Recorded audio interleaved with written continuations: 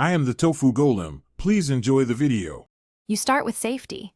Disconnect the negative battery terminal to avoid electrical shorts, and make sure the /C refrigerant is recovered by a certified shop before you open the system. Once done, raise the vehicle and support it securely. Remove the engine cover and any obstructing intake plumbing so you can see the compressor.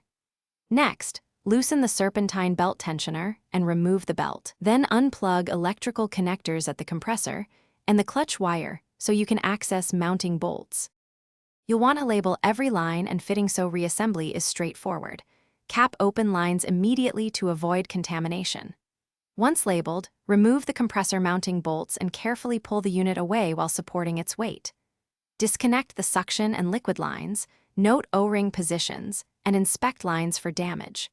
Before installing the replacement, compare the new compressor to the old one for bracket placement, pulley alignment, and port orientation. This avoids surprises when you bolt it in, and reconnect wiring and hoses.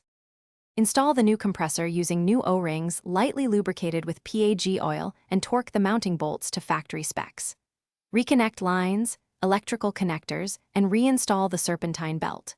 Once assembled, vacuum the system to remove moisture and verify a stable deep vacuum, then charge with the correct refrigerant type and specified amount. Run the engine, cycle a /C, and monitor high and low side pressures and clutch engagement. If pressures are off or cooling is weak, check for leaks at fittings and. Thanks for watching. Consider subscribing if we helped you today.